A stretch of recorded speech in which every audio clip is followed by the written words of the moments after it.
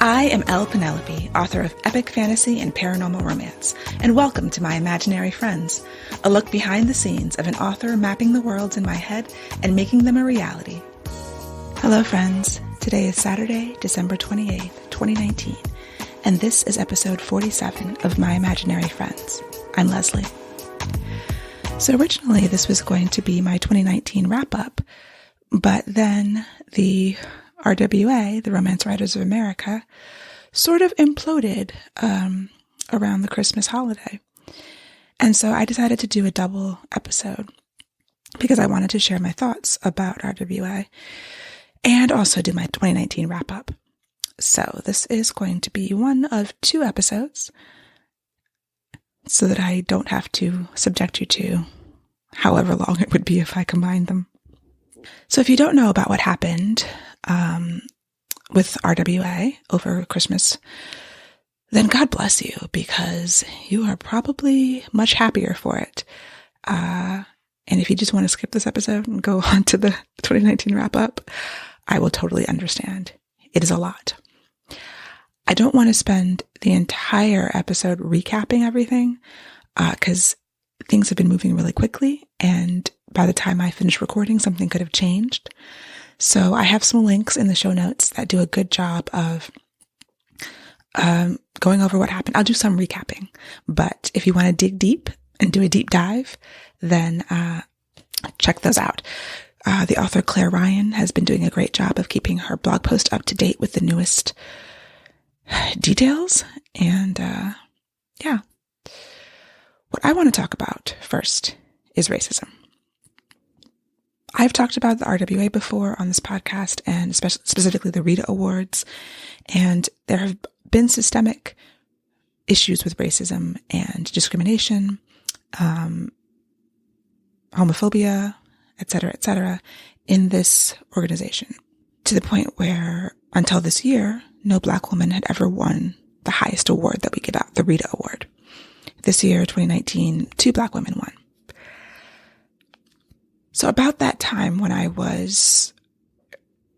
were a lot of discussions going on about the Rita, I posted in a Facebook group in response to a post by an author who had said something like, "Why can't we just kick all the racists out of RWA?" And my response was, well, who decides who's racist? And do we want those people to make those determinations? The example that I gave was, I have said to people in public places that I basically, with, a few exceptions, I don't read books by white men. Which is a flip way of saying that I just prioritize other kinds of authors in my reading. Now, someone could take that statement and call it reverse racism. And if there was some sort of law or way to kick all of the racists out of RWA, my point was that they could use a reverse racism argument against me, and somebody would find it valid. So, yes, to scrub an organization clean is a lofty goal, but one that we should be really wary of, because we see the rules that we put in place to protect people, to protect marginalized people, get turned around and used against us. And when all this happened with RWA, which I will go over momentarily, that author in that forum responded to that post, basically saying, "Oh, yeah, you kind of called it on the reverse racism thing." And it seemed pretty clear to me at the time, and even now, there's a concept called same energy, and this is just an example of that same energy, that they're going to twist it potentially and use it against you. So what happened the day before Christmas Eve, and I will be as brief as I can, and this is my understanding of what happened, and I will try to be accurate, but it's a lot. Again, if you check the links for more information, but what happened was that the day before Christmas Eve, it became public that RWA had suspended author Courtney Milan for an ethics violation. And she was suspended for a year, I believe, and had a lifetime ban on serving on the board or any office or position. I believe it was the next day or the day after, they rescinded that ban because of the public outcry.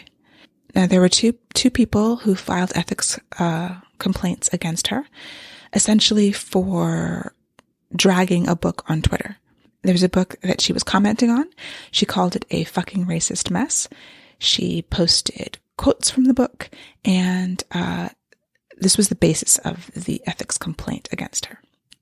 Now, I should mention that at the time, Courtney Milan was the chairman of the ethics committee. So when the complaint came in, she was asked not to recuse herself, but to resign her position, which she did. The ethics committee that she had been the chair of was not the committee that listened to the complaint and deliberated on it. Someone, and we don't know who at this point in time, formed a separate, secret ethics committee to listen to this complaint. And apparently that committee unanimously voted to suspend her. They found her in violation of one of the provisions, and they made the recommendation to the board. The board voted to accept the ethics committee's recommendation. It is still an open question as to whether they saw the initial complaint or whether they just saw the ethics committee's report. So there are a lot of things that we don't know at this point in time that we might not ever know because there are rules in place that prohibit board members from talking about what happens in their meetings. So there's just speculation that they, based on what happened later and based on the makeup of the board, that it's possible that they didn't see the initial complaint, which you can read. Regardless, they initially voted to accept the ethics committee's findings, and then a day or two later rescinded that acceptance. And then a total, at this point, of 9 board members out of 16 resigned from the board.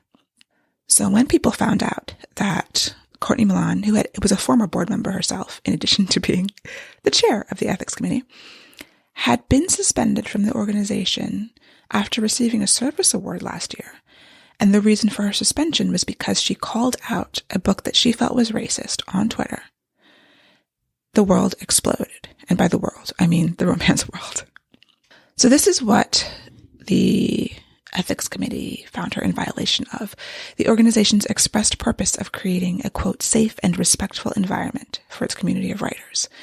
They cited invidious discrimination, which is defined as word or deed likely to arouse, inflame, or incur resentment or anger in others, tending to cause discontent, animosity, envy. Words that created an unjust comparison or were unfairly discriminating.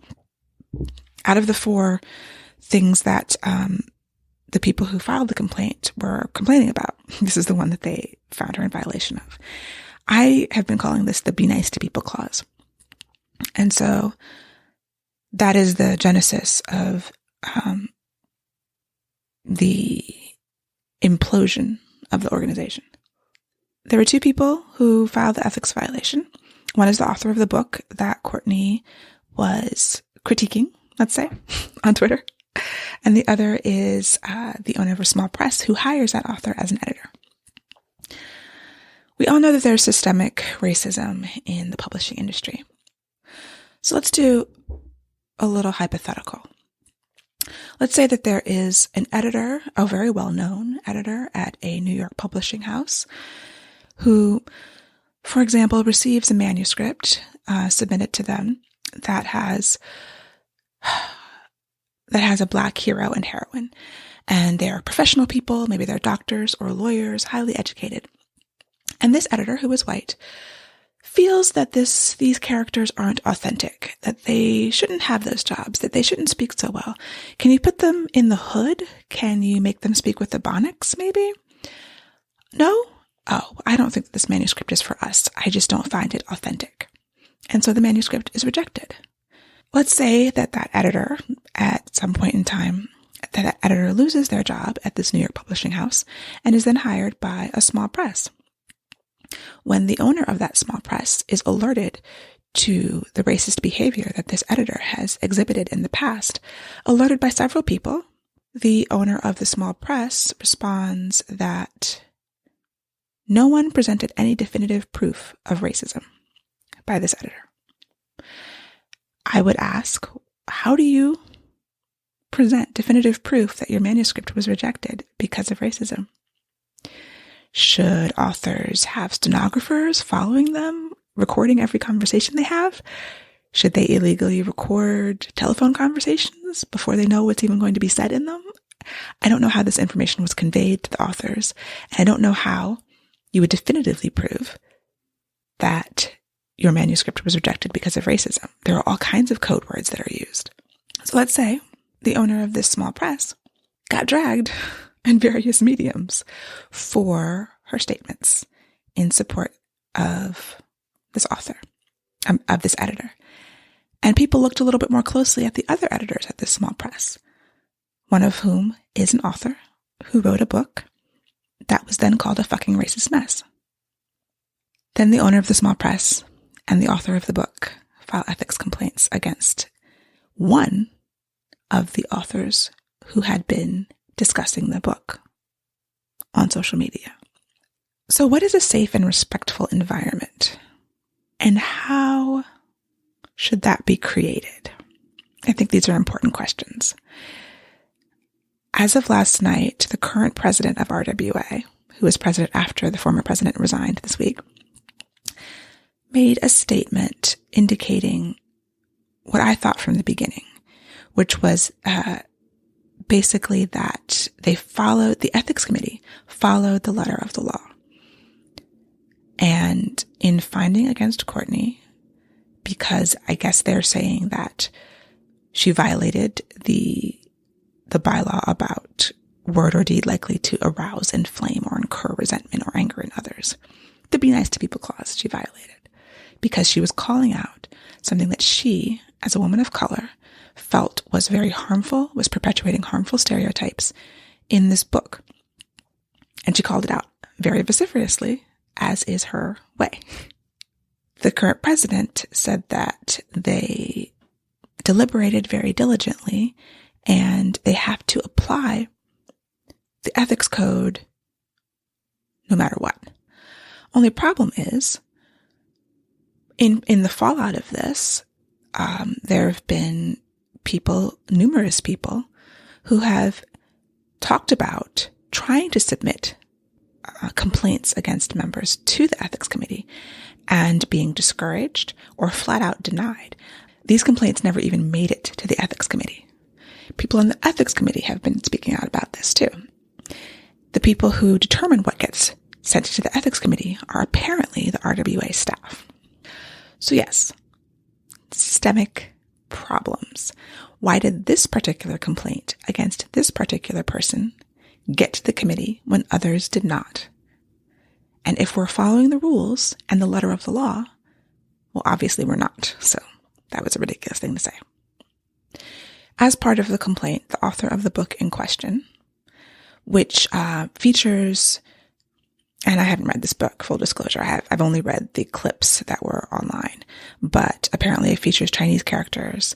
The main character is half Chinese. Courtney Milan is also half Chinese. So part of her calling it out was, very personal to her about the perpetuation of these stereotypes to which she has been victimized by. Stereotypes like Asian women being subservient, exoticized, things like that. The author's response was that her book was written in the 1990s and is historically accurate, which makes it, quote, both immune from and irrelevant to current judgments of racist literature. She also cited her many degrees and her years of research on China and her New York Times bestseller status, among other things. The white women who made the complaint, one of them used the words neo-Nazi in describing Courtney Milan, who is, as I stated before, a woman of color. Something like her being the chair of the ethics committee was like putting a neo-Nazi in charge of the UN. So this is where their heads were at.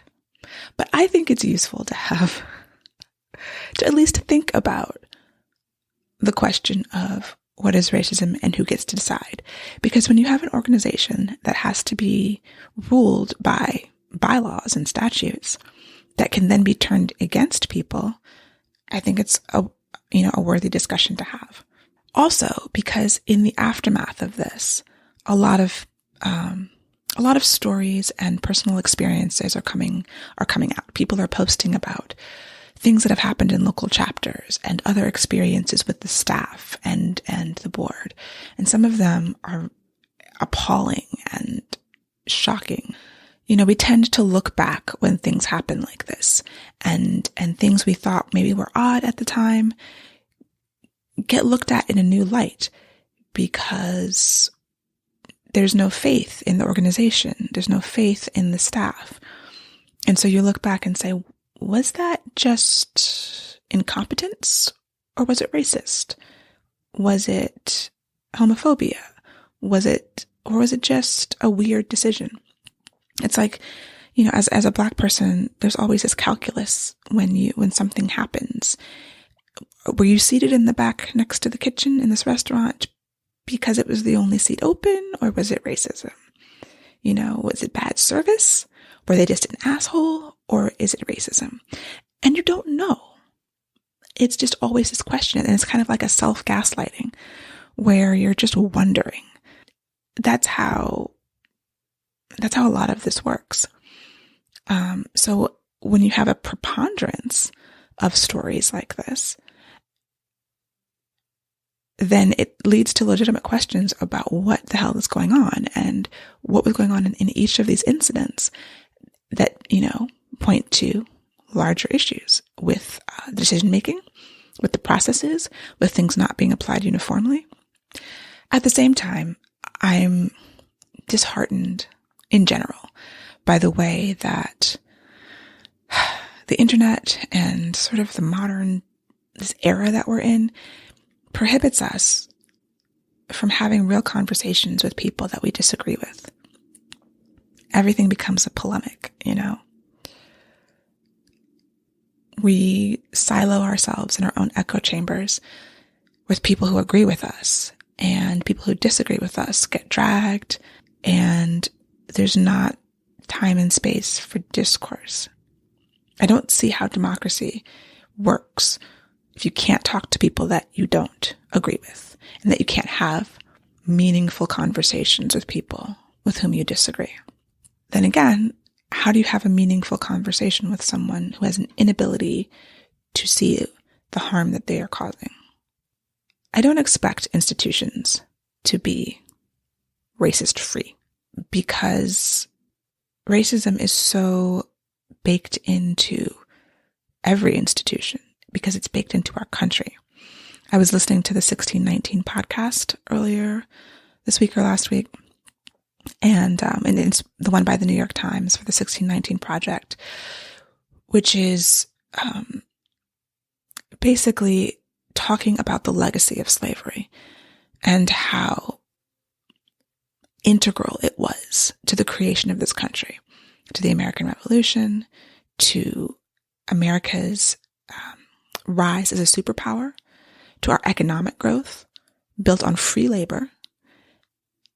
So it's little wonder that there's systemic racism in every aspect of American culture and society, and in every organization. So that doesn't mean that it's acceptable, but it means we have to acknowledge that it exists, and that any large group of people is going to contain a large group of people. And statistically, some of them are going to be racist. And I don't know how you get them out. A lot of people are leaving RWA over this. A lot of people are announcing their intention not to renew their memberships. They're actively canceling their memberships, withdrawing submissions from the Rita Awards, resigning from various committees. And I understand. So I wanted to talk about my decision. Because when I first found out about this on Tuesday, the day before, was it Monday? On Monday, Christmas Eve, I read the initial tweets, and my first reaction was, oh, am I going to have to leave RWA? I like my chapter. I have benefited a lot from RWA, and I've talked about that before. I've benefited from my local chapter, and I'm active in my local chapter.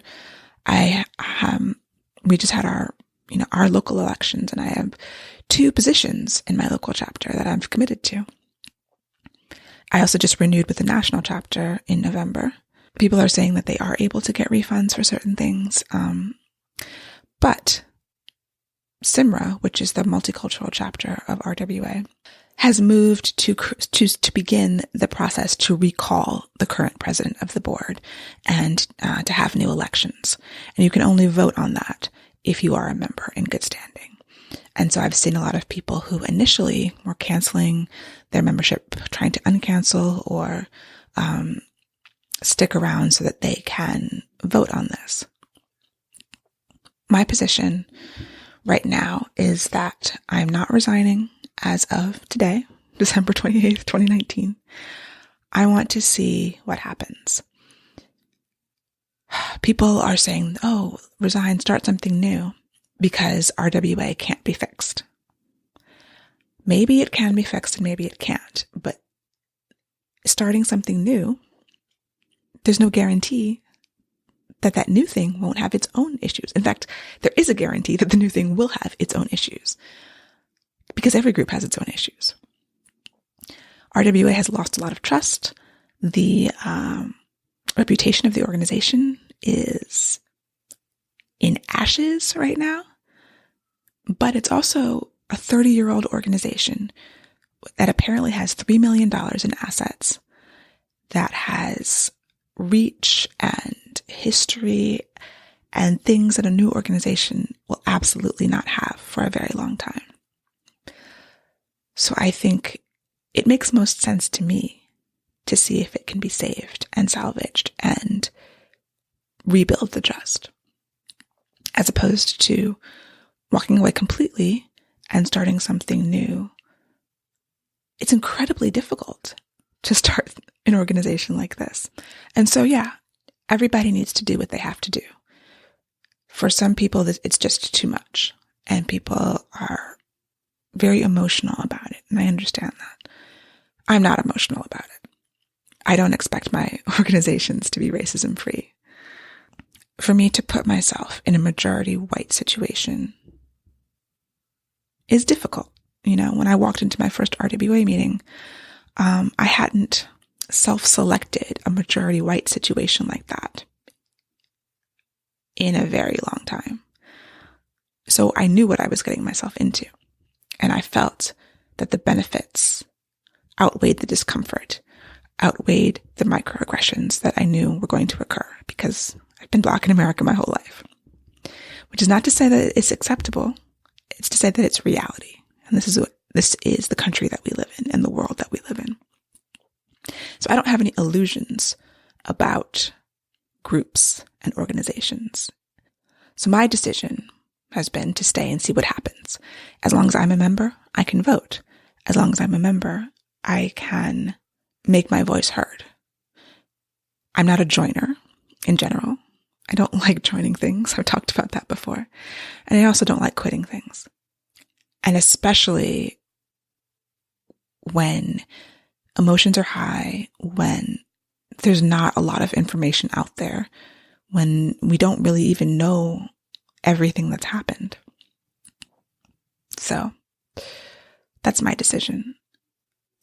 And so I come full circle to this idea of what is racism and who gets to decide.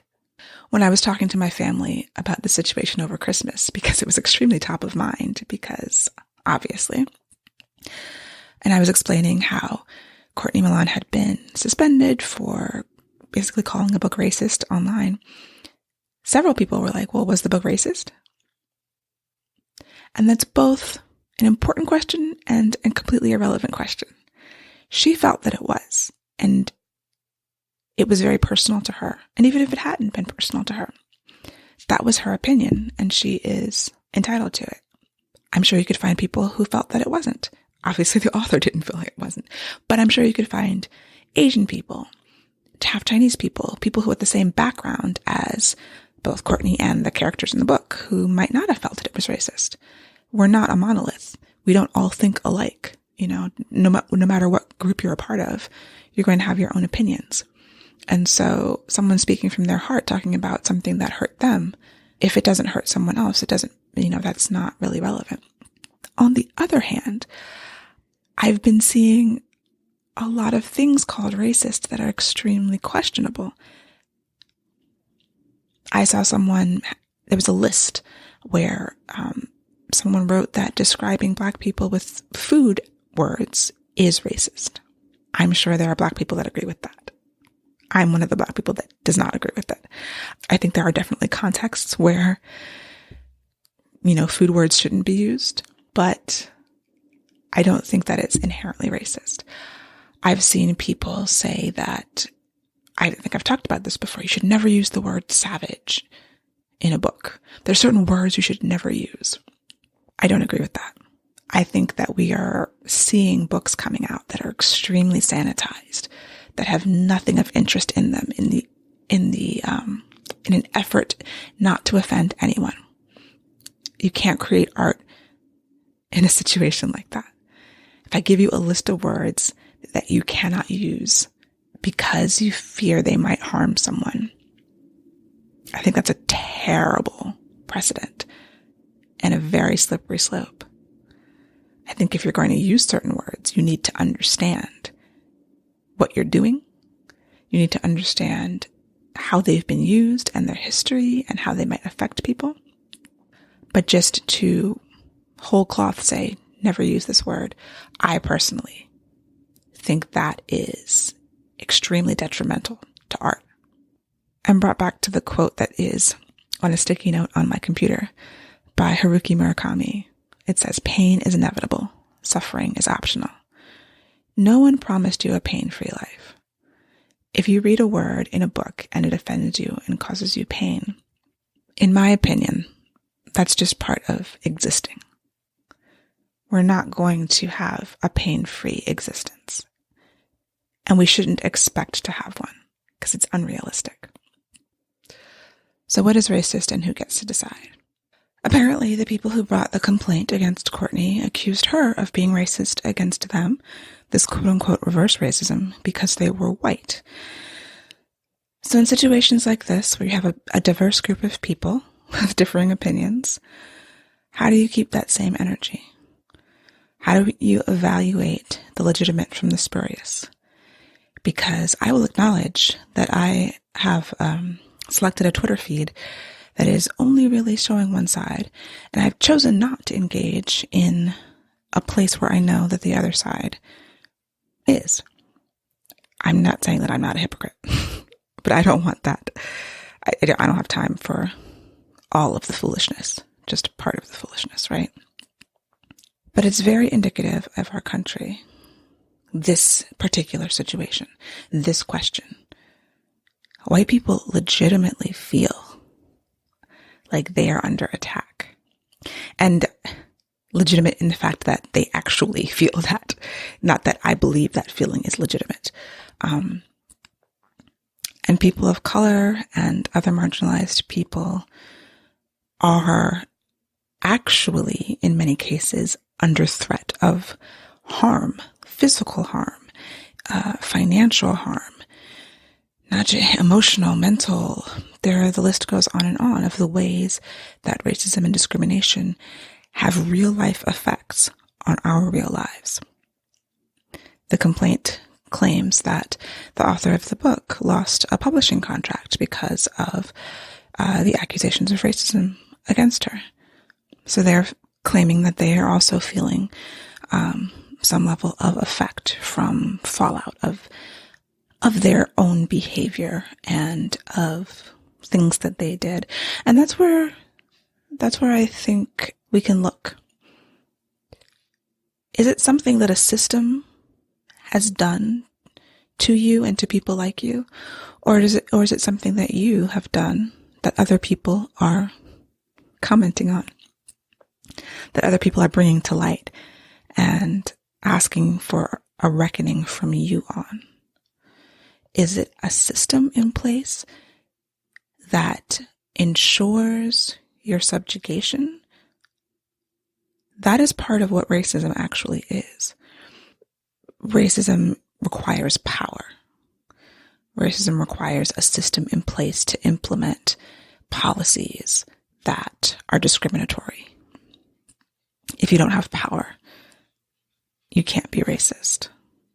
Will anyone be able to convince this woman that her degrees and her New York Times bestseller status don't inure her from writing something that is racist? It is doubtful. Should we try to convince her? Is that something that anyone should take on as a duty? I think that's also doubtful. The point I just made a few seconds ago, you need power to be racist. I've heard the argument from people on the right. Well, Obama was president. He had power. Does that mean he can't be racist? The complaint cited that Courtney has a large following on social media, and so I think they were equating that to a level of power, so that her words in their minds had consequences. If Courtney Milan is punished for violating the Be Nice to People clause in the bylaws by pointing out racism, what do we do about that? How do we protect legitimate calls for change and for awareness and for shining a light on something that is harmful? How do we protect from accusations of reverse racism? I don't know. I don't have the answer. I do know that I'm very wary of things that play out on Twitter. I'm very wary of conspiracy theories. I'm wary of the guessing and the assigning of blame and the reactions, the immediate reactions, especially when so much is unknown and so much is speculation. I'm wary of the virtue signaling, of people commenting just so they're on record as having the moral high ground, as trying to be seen as good people. I'm wary of a lot of things. And I'm wary of organizations. I'm wary of systemic racism. I'm wary of systemic homophobia and sexism. I'm wary of people who believe they're right and refuse to step down from positions once they've lost the trust of the people they're supposed to be representing. I'm wary of arrogance and groupthink and mob mentality, however it shows up. Those are my thoughts, and that's how I've been reacting, and it's been incredibly distracting. I have this urge to know what's going on, and I have an urge just to throw it all away, you know? I mean, I don't blame the people who just left and walked away, and it's like, I have books to write, because it's hard.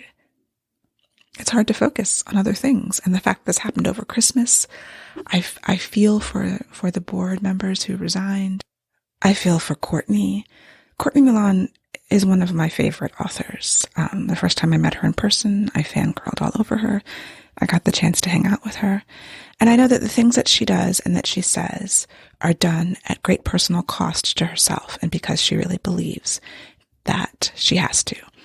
I mean, I can't speak for her, obviously, but from her actions, I truly believe that that she feels that this is the work she needs to be doing. And she's done so much work for inclusion and diversity and equality within the organization. She talks about how she's done it at great personal cost to herself, both just in mental and emotional energy and in actual dollars. She hasn't published as many books, and she gets a lot of abuse online from various quarters. And so I'm really sorry that this happened to her. People do the things that they feel they need to. And it doesn't come without great cost. You know, RWA is a big part of a lot of people's lives. It's a much bigger part in many people's lives than it is in mine, honestly. And so I understand the emotional value of this and how painful the situation has been. But the suffering is optional. And I try to live my life that way. And I also try to be positive and create positive energy in my mind and in my space. And I actually, one of the people who talked about an incident that they had been a part of was Piper Drake, aka PJ Schneider, who was a member of Maryland Romance Writers. And she posted about an incident several years ago when we were at a board meeting. And Piper is Thai, and Piper is her pen name. And so her real name, which I don't remember, I don't know her by that name, but we were at a restaurant at this board meeting, and when, we pay individually for our meals, and someone saw her credit card and her real name, and it was a white woman, and made a comment about her name sounding like a cough. That's the part that I remember. And apparently someone else said that they would never name their child something so un-American. And honestly, I didn't even hear that part because I think I was still enraged by the woman who said that her name sounded like a cough and was just dismissive and making fun of this woman's name. So when people show you who they are, I'm actually grateful. I knew who that woman was, and for the rest of our interaction, however long she was active on the board, I didn't forget who she was. I hear and listen to what people say, and it tells me a lot about them. And part of me is grateful to know. People show you who they are. Listen and believe them. Maybe that is the positive that I can find in the situation, that you can see who people are. And you can make decisions about whose books to buy and whose books not to buy. And, I don't remember all of the people. I don't go into some of the places where people are really showing their ass online, but it trickles down. So you see who people are and take that information and move forward with it. And so a lot of people are being revealed. And I think that's ultimately the positive that I'm choosing to draw from the situation at the moment. And I hope that we can reclaim and save the organization because of its history, because of the good work that it has done. And maybe that good work has not been across the board. It has not been as equitably distributed as it should be. But it can be, I think. I hope. These are my thoughts and just what's been going through my mind as this whole thing has been unfolding. You may not agree, and that's fine. Please feel free to leave me a comment if you would like to. If you have another perspective, if you think I've missed something, there was a lot more going on than I wanted to go into, and still trying to keep this relatively short. But yeah, it's just what I've been thinking about. So thanks for listening to part 1, and I hope you will join me in part 2 for my 2019 recap coming up.